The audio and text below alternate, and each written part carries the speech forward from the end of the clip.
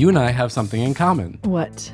Did you know that? I feel like we have a lot in common, so I'm not surprised. This is the only thing we have in common. Only thing. You and I have both coached the same client, Ashley Perkins. Except you get paid for it. I have to do it free every night, all the time, every dinner time. Some people might know she started a business this past year. And it's actually been really fun because we get to kind of jam on a bunch of like business topics and, you know, help her work through the stuff that comes with being new at it. Mm-hmm. And so I kind of pulled her recently for some of the topics that, I don't know, I thought she might word or phrase them in a way that was just true to how you feel in that stage. Because she's blunt. Is that what you're saying? Yeah. And one of the ones that rose to the top is she's like, I'm so afraid to come off salesy. Mm-hmm. And I remember that fear and that feeling so deeply. I mean, it's the worst. It is the worst. And I think there are certain people who are okay with it. Mm-hmm. And there are a lot of us who I wonder though, is there anyone who's really okay with the opposite side? Like, I think so. Like, I'm not okay if you're salesy. I'm like not okay with it. I'm like uncomfortable and can't wait for it to be over. Yeah. Keep going. Well, I always feared that too. But so maybe can we first just talk about what we hate about salesy? Yeah, we can. Yeah. Mm. One of the things that drives me nuts is just the inauthenticity that can come through. Like, I think we've talked about core values. One of my biggest values is just what's important to me is being authentic. And when someone is being salesy, it just feels like they're being fake. Yeah. And I always feared that for sure. I don't want to ever come across that way. But another specific one I encountered the other day, you know, the salesy move where they're kind of like asking you a rhetorical question and like they have the answer, but they're asking you like they want you to answer, but they do the whole thing with this smirk on their face. Yeah, like yes, you're doing it. The smirk on the face with the rhetorical question. I'm like, oh my gosh, this could not be a worse moment. So ever. someone was doing this to you. Oh yeah. And I'm just, everything in me just wants crawling. To run. It's so weird to me. Oh, it's such an odd. Did this person not pick up on that it was making you super uncomfortable? No, not at all. Just barreled right through it? Yeah. And did they really answer the question themselves anyway? Yes. Yeah. Of right. course. And the whole thing was just this weird tee up that makes you feel like you're a third grader again. Like, the answer is like, why? I don't get it. It just drives me crazy. And then, of course, being a coach, I'm going into like psychoanalyzing the whole scenario. And I'm like, well, they're just insecure and they didn't have the pedigree. So they've learned to like, if I'm loudest person, then I'll like win in this conversation. And the whole thing, I kind of like, it does seem like there's a need to get an edge in the conversation. Mm-hmm. But what I think what drives me nuts is the actual result is the opposite. Yeah. Like they're trying to win, but actually what they do is make you feel patronized and like they didn't hear you at all. Mm-hmm. And they don't want you to be here at all. No. I don't know. Yeah. Not fun to experience that. Mm-mm. And I can see where it's Ashley's fear. But the truth is it's kind of like the authentic people are usually not afraid that they're going to come across that way. Does that make sense? Yeah. Like it's already like their own red flag. Yes. People who come across salesy aren't saying to their friends, I sure hope I don't come across salesy. Right. Okay, shout out Stephanie, who landed a job recently in our membership community.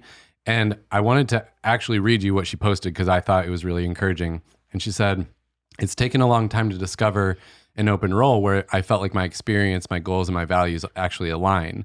I love this. The numbers application game wasn't for me, but curious conversations generated a new connection that led to the job. So she was saying thanks for the support when I felt frustrated.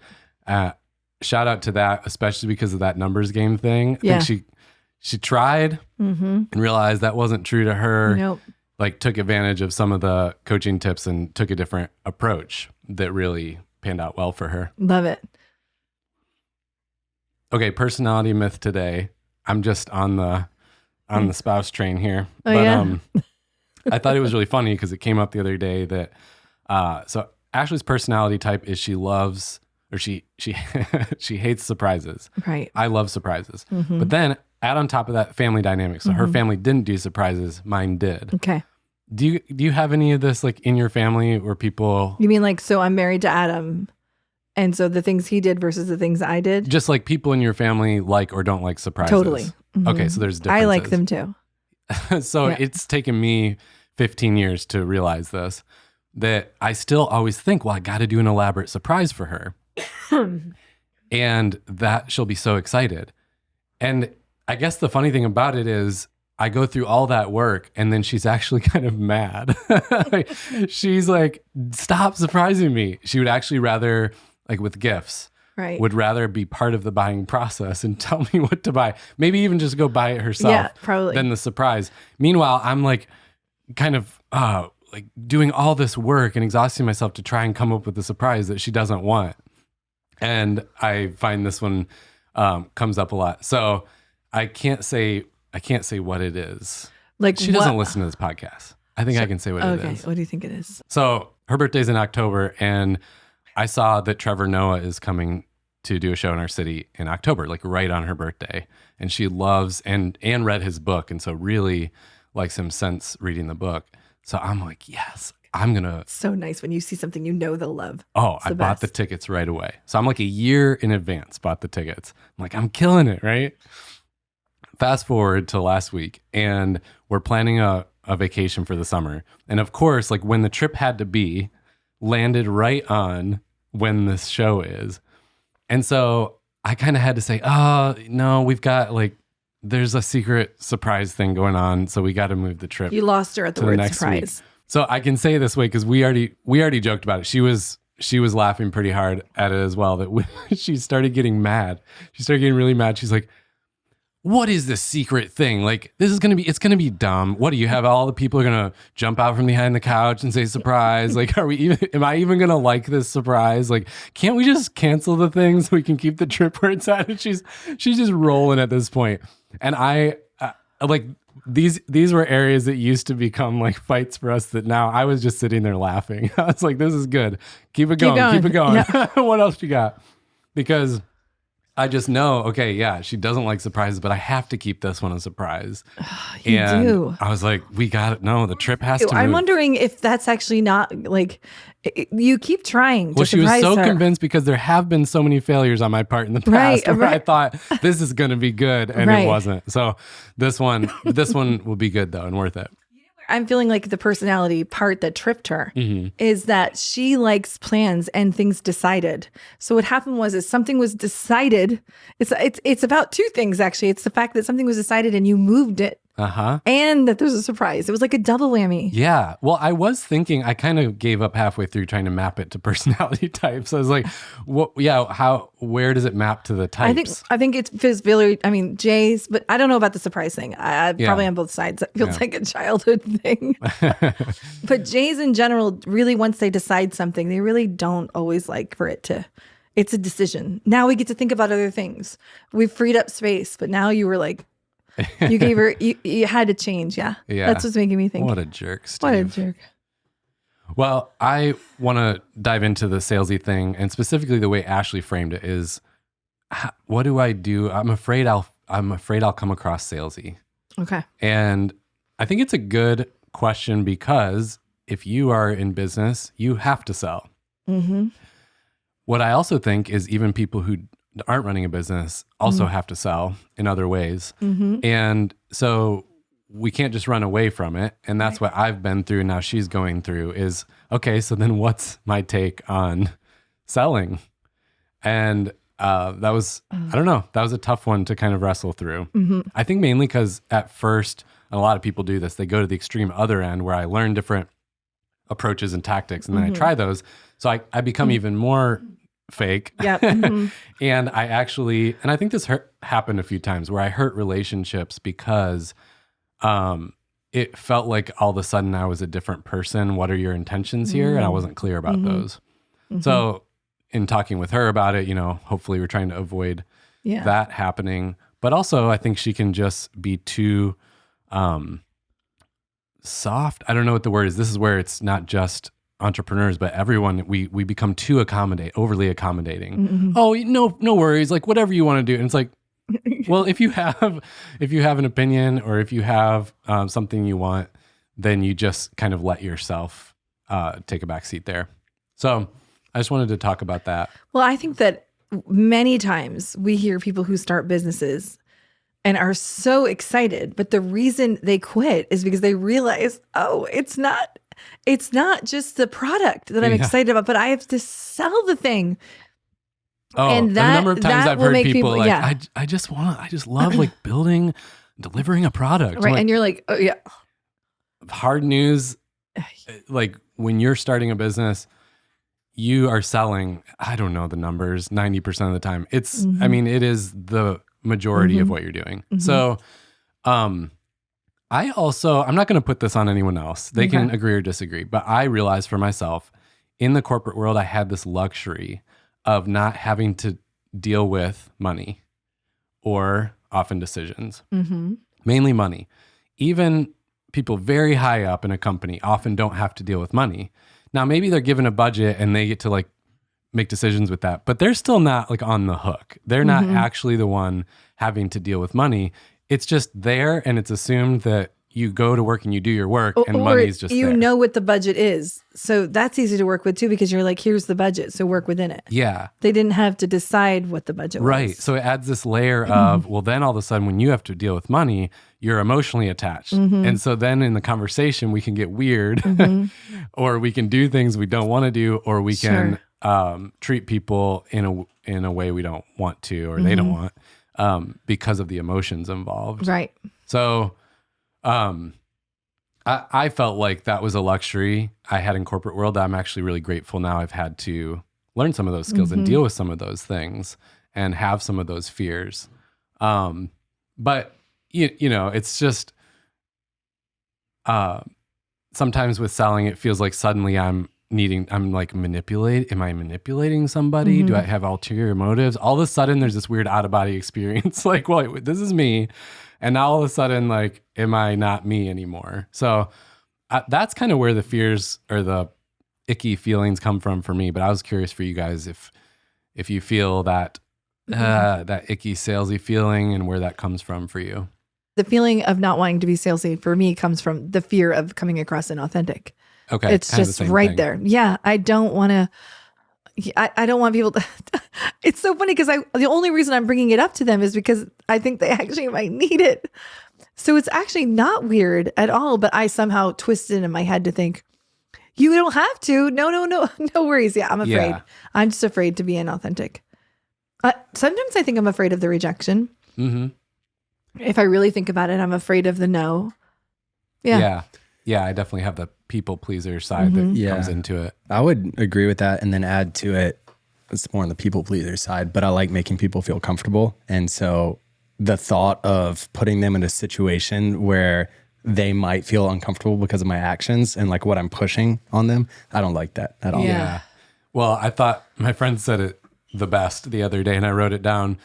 He goes, you know, it was out of nowhere too. He goes, isn't it the worst when people are trying to sell you something you don't want, but they keep going? I was like, yes. Yep. I never want to be that person. And there's like, it's like read the room. You can tell if someone is naturally leaning into curiosity around what you're mentioning and if they are just out. Yeah. If they're out, pick up on it. Yeah. And of course, you don't want to break relational trust. I think for us, a lot of our listeners are like people helpers and, you know, care about helping people and relationships. You don't want to break that. Yeah. Whereas, I think some people aren't as concerned about the relational connection. So I thought we could talk about a little bit of what do you do about this? But first, what's the reality? Like if my fear is I am going to offend them, I'm going to be manipulative, I'm going to break the relationship, I'm going to blah, blah, they're going to think I'm terrible. A lot of those are fears and over exaggerated. What is the reality? I think a lot of people need to think about that first, or that's kind of where it goes in coaching. And if you're the first thing I'd say is if you're hyper worried about this, the way that I was, the way that Ashley was, then you're probably actually not the one at risk of being too salesy. Right. I agree. Or you wouldn't be that worried. So first thing to note is you're probably mostly need to worry about being under. Exactly. Yeah. You're probably being too accommodating. And actually what you need to work on is getting a little more salesy, just in the right way, Right. not in the salesy way. So that's usually a light bulb for people. Okay. All right. So I'm worried I'm like way over here on the extreme. Actually, you're probably middle towards the other side. But I think it's good to be just straight up about your intentions. And so before we get into like maybe more practical approaches to it, I do think the overarching thing is if you can just be upfront about your intentions, it pretty much squashes all of these problems, because the salesy feeling comes when there's hidden agendas. So my mistake was early on, in an attempt to not be pushy, I could sometimes come across manipulative, I think. No one said that, but I just look back and I think maybe sometimes I was, because I wasn't disclosing my intentions in the conversation. So it's like, well, what are we talking about here? You know? So would you say that an example of that might be why you're meeting for coffee or why you're reaching out? Is that Exactly. Yeah. It's just the very clear, hey, so it happened the other day, right? There was a leader who reached out, was wanting to talk and thinking, oh, maybe you guys could help our team. We're going through some changes. And so we got together and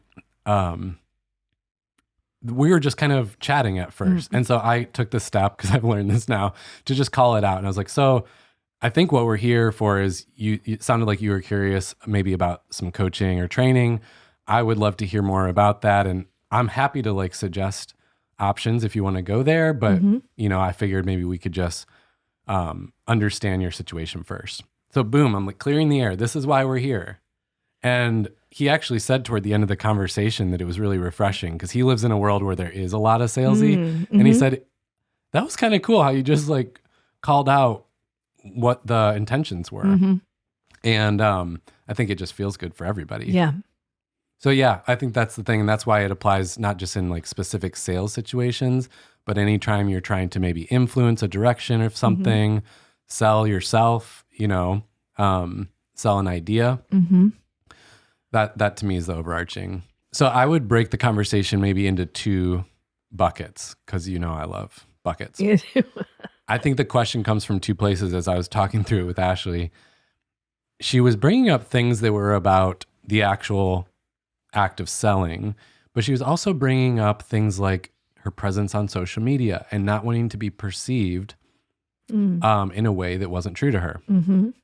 And so I thought, you know, that's a good point. There's two buckets here. One is the tone, your tone, and the other is like actually selling. So I thought kind of break it into that, because your general tone, you might not want to be perceived a certain way, but then there's actually like, well, especially if you have a business, you do need to sell. And so how do you do that? And there is a need to like move people into decision and move people into action and kind of help in that way. So with the tone, I thought the main thing is just talk in your normal voice. It sounds so basic, but yeah, don't change. Yeah.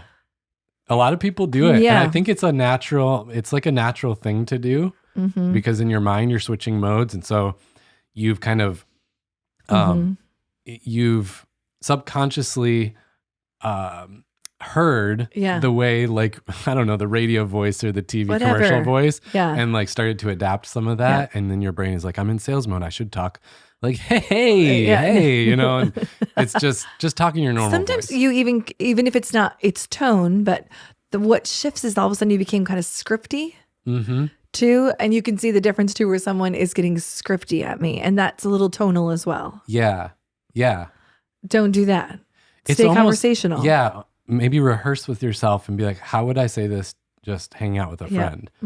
Because I had a coffee meeting the other day, and the person all of a sudden they did that shift, and they're like, well, it's good to be here. Yeah. Like you could would you ever say that to your friend? No, you would never say that. So just use your voice, talk how you normally would. And like I said earlier, kind of like name the thing in the air, which is the intention of the conversation. Yeah. And sometimes it's helpful too, if there's mixed intentions, to say that as well. Hey, I am actually excited to just catch up with you, and I know that we talked about having this discussion. Sometimes that is actually relieving for the other person. Yeah. Because you've talked about this on the podcast before with, I think, job search type conversations where the other person is kind of sitting there like, so why are we here? Yeah, right. And they want to know. They're feeling anxious that they don't know why they're there. Yeah. But, when Ashley brought this up, she was talking more about when she is with the client and they're talking about other services and products. I know. So it's not actually like a coffee meeting selling. It's like... It's upselling. Right? Sometimes, yeah. But it's also like they're already talking about the product. Right. How do you help the person take the action to purchase? Okay. So this is where I think an invitational tone helps versus a you should tone. Sure. And I think it's really common. I catch myself a lot having that tone of like, oh, you should do this. Or it's almost not judgmental. It's like blame. It's almost like blame. And there's like a element of blame in it. And instead thinking about a more invitational tone that invites someone to consider something or to take an action. So you're not being passive about it, but you're letting them be a human and an adult and make their own decision. Now that you're saying that too, I would say that on top of being afraid of being inauthentic, the ask is the hard part. I'm fine talking about greenhouse, about it, because I believe in it and I live it. But switching it to the to the ask for some reason is actually the hardest part. And I don't know why. It just is. Yeah. Well, we'll get back to that in a second with like the actual act of selling. I think with the tone, even this invitational thing plays out like the example of social media. Yeah. Because you could be out there on social media and have a tone of like, well, this is what you should do. Yeah. This is what I think, versus a more inviting, I don't know how else to say it, an invitational tone. Just a more human and conversational tone versus a tone that makes you look all buttoned up and perfect. Even that tone is like not so great. Yeah. Another thing I've recommended to business owners is just have separate accounts. I don't know why there's this assumption that we have to use our personal account for our business. Yeah. And I don't think there's anything wrong with that. Right. It just is weird that that's the assumption. Like just separate the accounts. So then you can be, talking about a product or service on one and just being yourself on the other, not feeling a weird crossover. Yeah. My sister-in-law is the poet laureate and she has a poet laureate channel. And then she has her own for just her friends where she talks just like a normal, like, you know what I mean? But there are other things that she's just updating on and things like it has a different feel. Yeah. If that's helpful to you, why not do it? I've just found a lot of people are like, oh, I could do that. Yeah. But yeah, then the actual selling or the ask or we always joke about the salespeople we work around who are like closing deals today. Oh God. So, I think my number one learning is like just ditch all the sales tactics. People sniff it out so quickly. And I think we feel the need or we want to try them because we don't like selling. So let me just try these things that the expert says work. Problem is when you do a tactic, now again, you're shifting into an ulterior persona that's not you.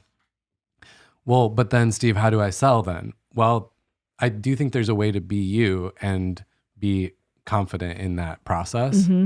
So what I often work with, a lot of times it's newer coaches, but anyone who's in a service business, being a subject matter expert, people helper, consultant, often the goal is, we talk about the mindset first. To remind yourself, I had to do this for years at first to have like the sticky note reminder. And I would read it before every time I was going into some kind of sales conversation, is that my goal is not to make a sale. My goal is to help this person. Yep.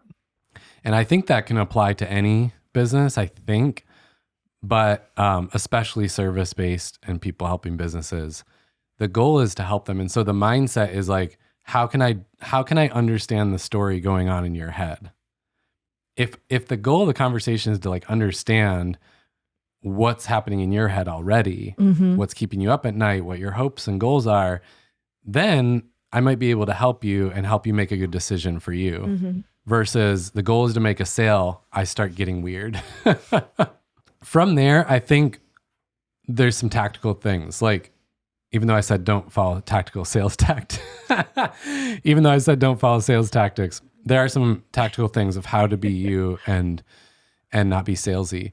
And I think a big one is just listening versus having all the answers. Mm-hmm. I mean, I'm shocked now that I've been having to learn and do it, how often I'm like at a store or have any kind of sales interaction, and how the person feels the need to like, they have all the answers, which actually is a turnoff. Even though, for them, they're thinking, well, this is my job to have all the answers, versus listening. And then you feel understood. And it's, and so it's often about like asking about what their challenges are, what's holding them back, understanding their goals and where they want to get to, and then just bringing the conversation into that. Yeah. When someone is curious about me, it's great. It feels good. It just feels good when they're curious about me, and then they're maybe looking for a problem that they have a solution to through that natural curiosity. I'm not afraid. I'm not uncomfortable at all with you making a suggestion about something you might be able to provide that solves that problem. Yeah. Yeah. I think you just also have to remember though that even if there is a solution, right? Like the timing for everyone isn't also always right. So it might not be so that's a thing too, isn't it? To sense totally. That. Yeah. Yeah. Yeah. Because if you come in with all the answers and you're pushy, like you're assuming that this is the right timing for them.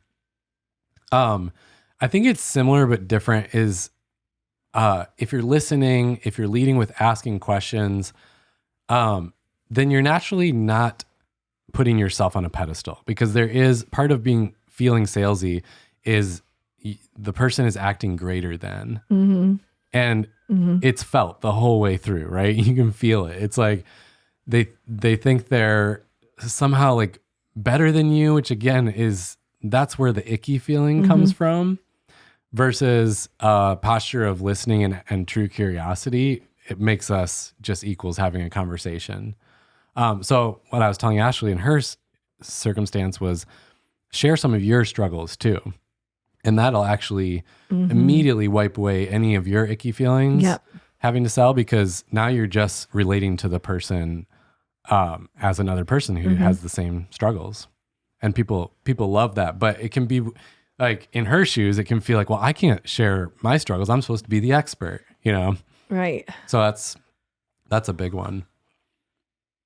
When no one wants to be with an expert in everything, they want to know that you struggled in this area too. And what's so cool about her product too is that she landed on it from her own struggle. Right, which most people do, and people helping businesses. I mean, it comes from out of your own struggle. A lot of products now today too, like Spanx, like everyone knows the Spanx story and those kind of Shark Tank type products.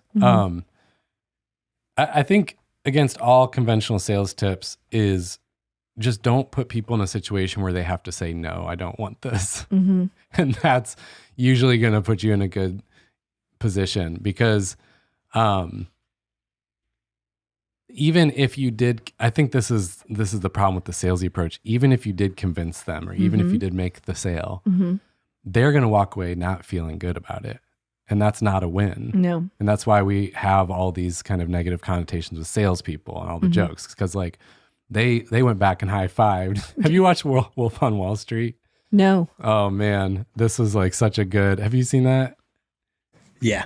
It's such a good example because it's so like over exaggerated, but they're all high-fiving they made the sale. Like the customer feels terrible. They're all like gathered around the phone, like yeah. Oh no. So if you put them in a position where they have to say no, like you're already kind of forcing something uncomfortable.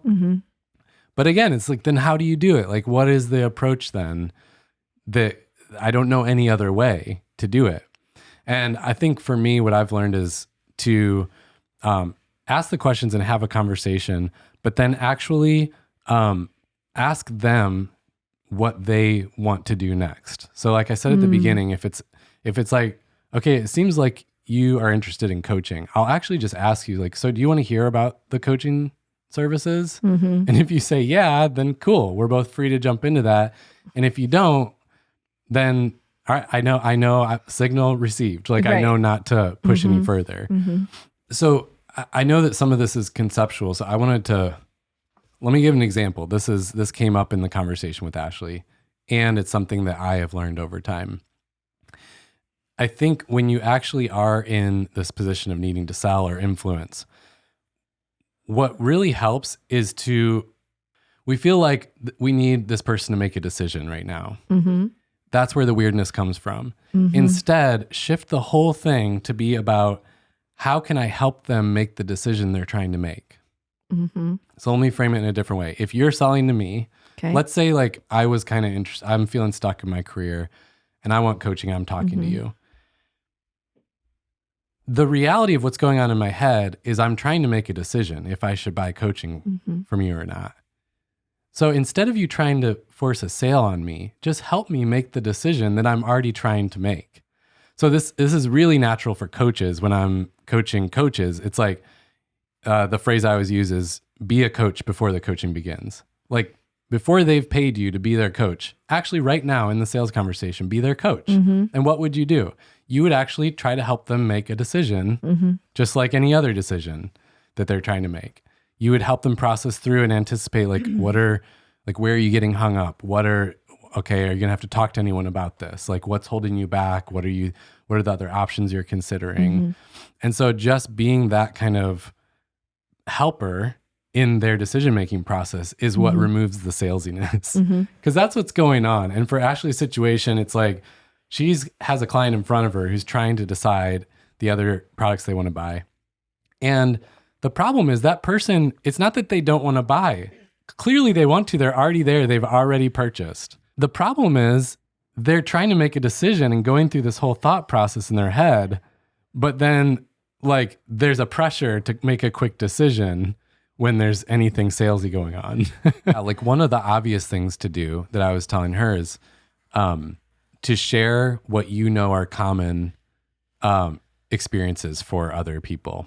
So like she knows that a common experience is, well, I decide not to do it in the moment, but then later I'm like, no, actually I did want to. And so then it's, you're not trying to push anything. You're actually just helping educate them on like, well, this is what typically happens. So that helps the person think through it. Or what I do with coaching is often, okay, who are you going to need to talk to about this decision? And then start to role play through that. Like, all right, what are going to be the hard parts about that conversation? Because that's what they're worried about. They're not stuck on the sale. They're stuck on all the other parts that go into the decision of buying something. So like I'm at Best Buy and someone's trying to push this new TV on me. It's like, no, I came here because I want a TV. That's not the problem. The problem is I'm thinking through, do I have enough money in the budget? I'm going to have to talk to Ashley about this. So how's that going to go? Like, should I buy it right now or should I go look on Amazon? If the salesperson just helped me think through those questions, then they're not salesy and they're actually helping me. And then a lot of times where we ended with this was if you can just share your own struggles, that's the best salesy diffuser, because it's like, this was my experience. So let me just share that with you. And then you can literally say things like, again, calling the elephant in the room. You don't have to make a purchase. You don't have to purchase this at all. But here's what people typically do, or here's like what I experienced. That piece of calling the elephant in the room, and it's what you've been saying this whole time, Sunday, is just, it makes it really natural and conversational. Yeah. And then they want some information. It's not like you're just in Best Buy trying to make the decision yourself. Like you're a little bit anxious about it. Then if a salesperson comes up to you and starts pushing the TV, you're like, dude, like I'm already worried about a lot of things. But if they're like, hey, so like, here's this one, it's got like these pros and cons to it. There's this one. All of a sudden you're like, oh, thank God. Like I needed a little bit of help, but I was worried I was going to have to like figure out how to say no to you. Yeah. Yes, exactly. I think what you said at the end is the key thing, that now, me being a salesy person, I have forced you to go from trying to make the decision to now trying to figure out how to block me. And that has actually derailed your whole decision-making process because you did want to buy the TV. So yeah, it's kind of, if you're trying not to be salesy, worried about being salesy, all you have to do is is just be actually curious and try to help the person think through the things they're already thinking through. As you're talking, I'm thinking to myself that like the bottom line to me is if I just let go of the idea that I'm selling anything, just let it go and just connect with a human being and naturally go where their needs are and what help them. Have natural conversations, right? It's if I let go of the pressure of the sale and I'm just thinking, I'm talking to you, then sometimes what happens is it will naturally go there. But if it doesn't, it doesn't. Yeah. And that for me, it takes like the pressure off of me. Yes, but like I think where the challenge comes in, and I had this too, it's like, well, then all I was doing is having conversations and never actually making sales. And like a business doesn't exist without actually closing that deal. And so you have to go into it, right? So my what I'm experiencing there, what I'm explaining maybe is the first layer. And then you have to have a way to transition. But the truth is, that's exactly right. You have to have a way to actually make an Yes. ask and actually move someone into decision, which is where it helps to be like, all right, would you like to talk about that? Okay, like what are you working through? And actually helping to educate and provide the ability for them to make the decision versus I think where Ashley was naturally going, where I did at first, which is like, hey, don't worry about it. You know, just do whatever you want. And it's like, no, that actually doesn't work. Yep. So that it's such a nuanced thing. Like, how do you do that with then, to your point, still just being you? Well, I think that you really hit on something there too, that the part that's sometimes easier is talking about it. The hardest part is the transition from talking about it and actually hitting on the needs to, would you like to do anything about it? Which is why the coaching mindset is what got me finally over the hump, because it's like, no, I actually do want to help this person, because if they buy from me, that's what I'm going to be doing is helping them to make other decisions in life. So if I just take that mindset on now, the reality is the best thing I can do to help them is help them make the decision if they should make this purchase or not. And I want them to make the best decision for them, not manipulate them into something they don't want. Right. And so that mindset kind of bridged the gap for me. And I was seeing it for Ashley of like, yes, I am just being myself and being curious about them. And I'm also helping move them into action. Yep. It's just whatever action they want to take, not the one I want for them.